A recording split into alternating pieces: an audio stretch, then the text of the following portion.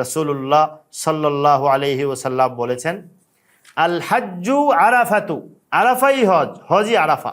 এত পরিকল্পনা, আমার সারা জীবনের স্বপ্ন, সারা জীবনের পরিকল্পনা, আমার পুরোটা প্রস্তুতি, আমার সবটুকু টাকা, আমার সবটুকু সময়, এত কিছু প্রশিক্ষণ, সব কিছুর মূল হলো আল হাজ্জু আরাফাতু। আল হাজ্জু আরাফাতু কিভাবে বুঝাবো, আমি কিভাবে বুঝাবো?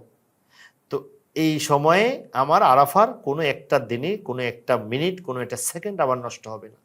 আমি কারোর সাথে আরাফার দিনে, মানুষ ওই আরাফার দিনে আরাফাতি ভাই বানায় আইসা, কয় উনি আমার আরাফাতি ভাই, আরাফার ময়দানে ওনার সাথে আমার কি হয়েছে, কথোপকথন হয়েছে, গল্প হয়েছে, বাড়ির ইতিহাসের পরিচয় হয়েছে, ওখানে ঠিকানা নিয়ে, মোবাইল নাম্বার নিয়ে শুরু হয়েছে।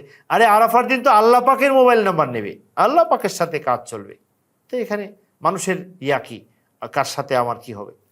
তো আরাফার দিনে আমার কাজগুলোর মধ্যে একটা হলো জাওয়ালের পূর্বেই আরাফায় পৌঁছার চেষ্টা করুন। আমরা তো রাতেই নিয়ে যাই, আর জাওয়ালের পূর্বে কি, জোহর রক্ত হওয়ার আগেই খাবার অন্যান্য প্রয়োজন সেরে নিন। সম্ভব হলে জোহর নামাজের আগে গোসল করে নিন, এ সময় গোসল করা সুন্নত। এরপরে আরাফায় জোহর আসর একত্রে পড়া। রাসূলুল্লাহ সাল্লাল্লাহু আলাইহি ওয়াসাল্লাম সময় সবাই মিলে আরাফায় একটা জামাত হয়েছে, সাহাবীদের জামানায় একটা জামাত হতো। তো ওই জামাতে জোহর আসর একসাথে পড়তেন। এই জন্য আমাদের হানাফি মাযহাবের ইমামগণ, আরও অনেক ইমামগণই মনে করেন আরাফার ময়দানে এখনও একটা জামাত হবে, জোহর আসর ওখানে একসাথে হবে। যারা ওখানে পড়তে চায় নবীজির তরিকা মতো ওখানে গিয়ে পড়বে, জোহর আসর একসাথে পড়বে। আর যদি ওই জামাতে যারা যায় না, যেতে পারে না, এরাই বেশি, এখন তো দূর দূর যায়, তাঁবু থেকে অনেক দূর, এত গরমের মধ্যে অনেকে যায় না, তাহলে তাদের জন্য উচিত হলো জোহর রক্ত জোহরের নামাজ পড়বে, আসরের রক্ত আসরের নামাজ পড়বে। এরপরেও যদি এটা, যে তাঁবুতে আলেম ওলামারা থাকেন, তারা আলোচনা করে সিদ্ধান্ত নিয়ে যেভাবে করেন, তারা, আমরা সাধারণ মানুষরা ওইটাকে চোখ বন্ধ করে মেনে নেব। আমি আগেই বলেছি, আমার আস্থাভাজন আলেমদের সাথে যোগাযোগ রেখে উনি আমারে কি কর্মপন্থা বলেন সেটা করব। কিন্তু আমি কোনো তর্ক, কোনো বিতর্ক, কোনো আলোচনা, কোনো শব্দে লিপ্ত হব না। ওই দিন এগুলোর সময় না। মাসালা শেখা, জানা যা দরকার আগে জেনে যান, তখন আর কিছু করার আর নাই, ওই সময় কিছুই করতে হবে না, বিলকুল না। অনেক তাঁবুতে দুই রকম হয়, কেউ আসরের নামাজ জোহরের সময় পড়েন, আসরের সময় অর্ধেক। আবার কেউ কেউ কিছু সংখ্যক আছে, আমাদের দেশেও আছেন কিছু মানে যারা আসলে সুজুজ, হ্যাঁ, এবং আসলে ওটা মতের দিক থেকে অনেক দিকে দুর্বলতা আছে, এটার এখন আমি আর কথা লম্বা করে বলছি না। তো তারা বিশৃঙ্খলা তৈরি করবেন না, আমরা একসাথে পড়ব, তো করুক, তারা যদি কেউ করে করুক, করলে তার মতো করবে, আমরা ওগুলোতে যুক্ত হব না। এটা নিয়ে ভিন্ন আলোচনা, বা আমি শেষ দিন মাসালা আলোচনা যখন করব তখন দরকার হয় এ নিয়ে আরও কিছু বলবো। যাই হোক, এটা বড় জিনিস না। নামাজ, জোহরের নামাজ যখন হয়ে যাবে, বা জোহর আসর একত্র হলে, একত্র যেভাবে হলো হয়ে গেল, মসজিদে নামিয়ে গেলাম আর তাঁবুতে পড়লাম, জোহর থেকে সূর্যাস্ত পর্যন্ত এই সময়টা হলো আমার আরাফার আসল সময়। জোহরের পয়দার আর নামাজের পর আরাফার উকুফের সময়। এই সময়ে অনেকে আছে, আরাফার ময়দানে এখন কমছে, যে বিভিন্ন ট্রাক দিয়ে খাবার দেয়, তাঁবুতে এমনি খাবার দিয়ে দেয়। আপনি একটা আপেল সঙ্গে রেখে দিন, আপেল খেয়ে কাটিয়ে দিন। কম খাইলে বাথরুম, মুজদালিফায় অনেক কম বাথরুম পাওয়া যায়, তো ওখানে একটু মুজদালিফায় বেশি, পরে রাতে কষ্ট হয় অনেক সময়। তো খাবার দাবার ব্যাপারে শক্তিও খেয়াল রাখতে হবে, একটু শুকনো খাবার, যার যার অবস্থা সামর্থ্য। আবার অনেকে ডায়াবেটিস রোগ আছে, তাদের মতো করে পরামর্শ করে কাজ করবেন। কিন্তু যেটা দরকার সেটা হলো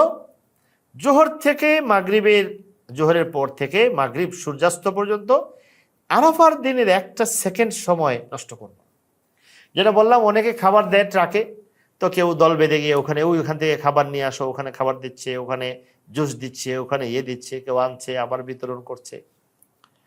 আল্লাহ, ওই দিন তো আল্লাহ পাক আসমানের দরজা খুলে দিয়ে দুনিয়ার রিজিক, আখেরাতের রিজিক সব বিতরণ করেন। আমি কোন লজ্জায় রবের খোলা এই দরজা বাদ দিয়ে আমি মানুষের বন্ধ দরজায় গিয়ে হাত পাতবো? কোন লজ্জায়? কেন আমি যাবো এদিকে?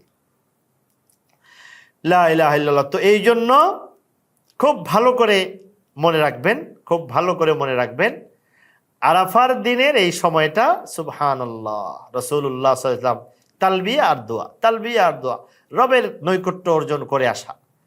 রবের নৈকট্য অর্জন। হযরত সুফিয়ান ইবনে উয়াইনা রাহিমাহুল্লাহ বড় মুহাদ্দিস ছিলেন, প্রায় 80 90 82 বছর 88 89 বছর বেঁচে ছিলেন, বড় মুহাদ্দিস, সব হাদিসের ইমামদের উস্তাদ ছিলেন। উনি আরাফার ময়দানে এটা দোয়া করতেন, আল্লাহুম্মা লা তাজআলহু আখিরাল আহদি মিনকা, রব এই হজটা, এই আরাফাটা যেন আমার আপনার সাথে মিলনের এটি যেন শেষ না হয়। এমন দোয়া করেছেন, আল্লাহ পাক তাকে পরের বছর আবার হজের তৌফিক দিয়ে দিছে।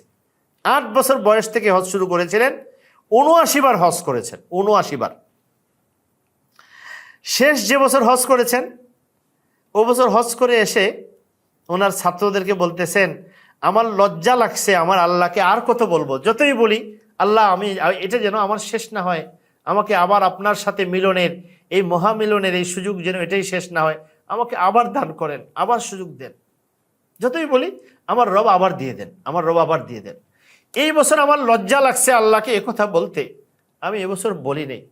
আল্লাহর কুদরত, আল্লাহর ইচ্ছা, এর কয়েকদিন পরে তিনি ইন্তেকাল করেছেন, সুফিয়ান ইবনে উয়াইনা রাহমাতুল্লাহি আলাইহি। তো আরাফার ময়দান তো সেটা রবের দরজা খোলা, ওখান থেকে নেওয়ার জিনিস। তো এরকম আরাফা যে জীবনে একবারও যদি কেউ পায়, আরাফাকে আরাফা বানিয়ে নিতে পারে, তার আর কিছু লাগে না, তার রবের সাথে তার কর্ব এবং নৈকট্য পয়দা হওয়ার মতো এর চেয়ে বড় কিছু লাগে না। তো এক একটা মিনিট আমি বন্ধুত্ব আছে, আমার সম্পর্ক আছে, আমার অমুক আছে, সাথে সব থাকবে, সবার জায়গায়। আরাফার দিন রব নবী করিম সাল্লাল্লাহু আলাইহি সাল্লাম সব ছেড়ে শুধু এই দুয়ায় কাটিয়ে দিলেন, একদম সন্ধ্যা পর্যন্ত। কিভাবে কাটালেন? লা ইলাহা ইল্লাল্লাহ। তো এমনি যারা সামর্থ্যবান থাকেন, আপনারা মিনা, আরাফা, মুজদালিফা ওগুলোতে গুগল ম্যাপকে ব্যবহার করে অনেক উপকৃত হওয়া যায়, অর্থাৎ তাঁবু চিহ্নিত করা, তাঁবুতে যাওয়া। মসজিদে নামিরা যাদের তাঁবু থেকে কাছে হয়, গুগল ম্যাপ দিয়ে খুঁজে বের করা যায় অনেক সময়। যদি মনে করেন কাছে, ওখানে যেতে পারেন, দূরে হলে যাবেন না, ওখানে অনেক কষ্ট হয়। আবার অনেকের জাবালে রহমত, যেখানে নবী করিম আরাফার দিন দাঁড়িয়ে দোয়া করেছিলেন, তাঁবুতে দেখে আমি কয়েকবার যাওয়া হয়েছে আলহামদুলিল্লাহ, তাঁবুতে দেখা যায় কাছে আছে, তো বাস হেঁটে চলে গেলাম। ওখানে গিয়ে জাবালে রহমতের, অনেকে জাবালের উপরে ওঠা কোনো সওয়াবের কাজ না। জাবালে রহমতের প্রান্তেও দাঁড়াইতে দেয় না, অনেক মানুষ যায়। তো দূরেও কোনো এক জায়গায় দাঁড়িয়ে একটু যখন সূর্যের তাপ কমে বা একটা ছাতা থাকলে, অনেক গরম হয়, সাবধানে গেলে, যারা সবার জন্য যাওয়া মানানসই না, আসলে প্রচণ্ড গরম, প্রচণ্ড তাপ, আবার যাওয়া আসায় দূর হলে বেহুশ হয়ে পড়ে যায় অনেকে। ওগুলো খুব খেয়াল করতে হবে, নিজের অভিজ্ঞতা কাজে লাগানো। বাকি পরিবেশ, রবের বান্দারা কিভাবে তালবিয়া পড়ছে, আল্লাহর বান্দারা কিভাবে আল্লাহকে কাঁদছে, ওগুলো দেখলে নিজের দিলে আসর পয়দা হয়। আর তাঁবুর মধ্যে যারা বসে থাকেন আরাফার দিনে, তো বসে থাকে করা যায়, কিন্তু অনেক মানুষ গাদাগাদি বসে থাকে, তো নানা পরিবেশ তৈরি হয় ওই সময়, গল্প গুজবও হয়। না হলে অনেকে আছেন তাঁবুর আশপাশে, তাঁবু থেকে বের হয়ে পাশে একটা গাছের নিচে একটু নীরব জায়গায় একটু আলাদা হয়ে যান। যখন সূর্য ঢলে যায়, ছায়া পাওয়া যায় চারপাশে, কোনো একদিকে গিয়ে, যেখানে কেউ আপনাকে চেনে না, এরকম একদিকে গিয়ে বসে যান, বসে রবকে ডাকতে থাকেন। মেয়েদের জন্য বাইরে এরকম পরিবেশ কম পাওয়া যায়, তাঁবুর ভিতরে, অথবা পর্দা থাকলে, বোরখা থাকলে তারা যদি যান, আরাফার ময়দান তো সবার জন্যই, সুবহানাল্লাহিল আযীম।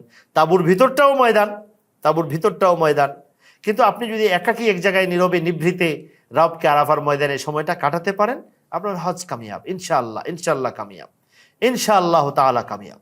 আল্লাহ তাআলা কবুল করেন।